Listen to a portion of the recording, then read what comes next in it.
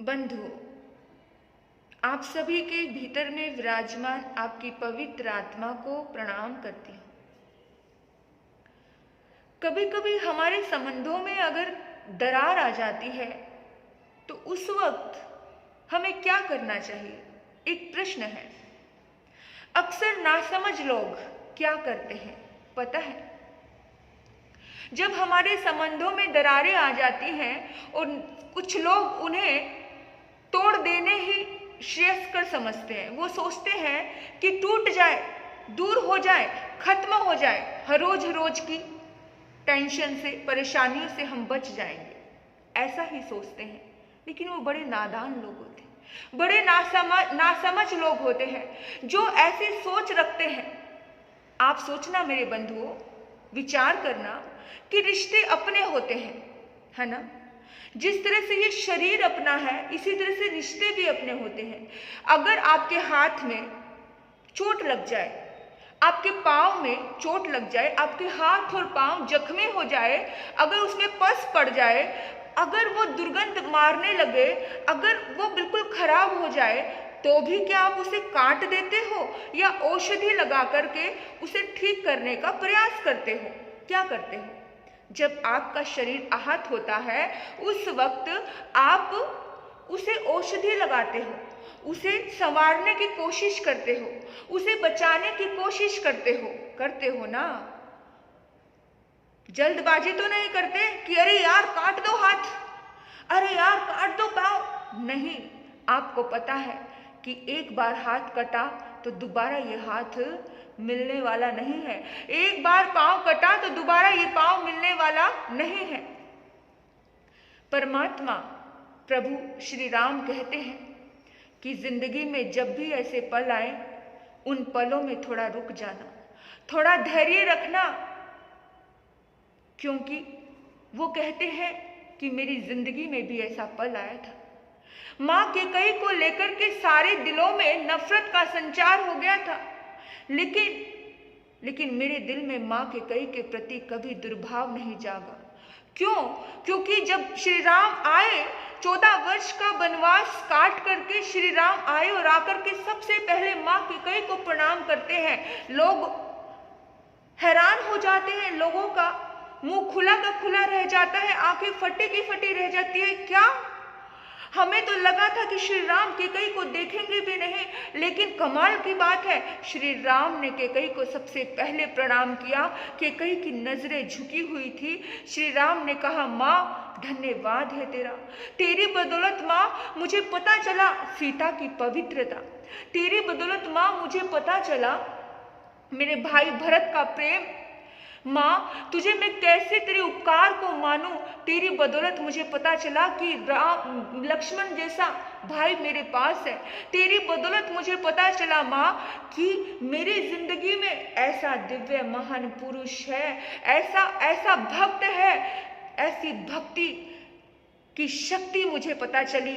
हनुमान का जो प्रेम और भक्ति की जो पराकाष्ठा थी वो मुझे पता चली। तेरी बदौलत मुझे हजारों ऋषियों के दर्शन हुए माँ, तेरी बदौलत मुझे असंख्य साधु संतों का आशीर्वाद मिला माँ, तेरी बदौलत मुझे पता चला माँ कि मेरा पिता मुझे इतना प्यार करता था, तेरी बदौलत मुझे कितना कुछ मिला माँ। धन्यवाद धन्यवाद माँ, धन्यवाद। अगर तुम मेरे लिए इतना सुंदर निर्णय ना लेती 14 वर्ष वनवास का, शायद मैं आज इस उपलब्धियों से भरा हुआ ना होता माँ।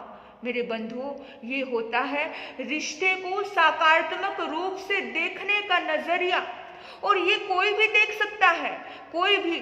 हम इतना तो कर ही सकते हैं कि जब भी कोई रिश्ते में दरारें आए, जब भी कोई टूटने का समय आए, उस वक्त यही सोचें कि ये मेरा हाथ है, इस हाथ को मैं जैसे तोड़ नहीं सकता, इसी तरह मैं इस रिश्ते को भी तोड़ नहीं सकता हूँ। जैसे अपने शरीर को हम काट कर फेंक नहीं देते, इसी तरह से हमारे संबंध होते हैं, हमारे रिश्ते होते हैं। इसी तरह से हमें अपने रिश्तों को भी, हम जब भी कोई उलझन आए, जब भी कोई हमारी जिंदगी में ऐसी पेचीदा परेशानियों का हमें सामना करना पड़े, उस वक्त हमें सोचना है, हमें समझना है, उस वक्त हमें सुलझाना है। कैसे सुलझाना है? धैर्य रूपी औषधि से हमें सुलझाना है। हमारी जिंदगी में धैर्य रूपी औषधि का हमें इस्तेमाल करना है तो जिंदगी बड़ी आसान हो जाती है। पानी जब गंधला होता है, क्योंकि उसमें कोई आ गया होता है, नदी में कोई बैल घुस जाए, कोई ऐसा व्यक्ति चला जाए जिसकी वजह से नदी का पानी गंधला हो जाता है, नीचे की मिट्टी उछल जाती है, ऊपर आ जाती है। लेकिन उसी पर अगर थोड़ी देर वो पीने के लायक नहीं रहता है, कुछ समय के लिए इंतजार करना पड़ता है और थोड़ी देर बाद आप देखोगे कि नदी की जो मिट्टी है वो शांत हो गई है और पानी फिर से पीने लायक हो गया है। इसी तरह से हमारी जिंदगी में जब उथल पुथल आए, जब हमें बेचैनी लगे, तो उस वक्त हमें थोड़े टाइम के लिए एकदम धैर्य से शांत हो जाना चाहिए और बस समय का इंतजार करना चाहिए। परमात्मा है आपके साथ और कहते हैं, उसने पकड़ा मेरा हाथ है, मुझको डरने की क्या बात है। उसने पकड़ा मेरा हाथ है, मुझको डरने की क्या बात है। छा जाए काली घटा भी तो क्या, उसकी छतरी के नीचे हूँ मैं। उसने पकड़ा मेरा हाथ है, मुझको डरने की क्या बात है। मेरे बंधुओं, आप सभी में ऐसी ताकत है। भगवान महावीर कहते हैं, अप्पा सो परमप्पा, आत्मा ही परमात्मा है।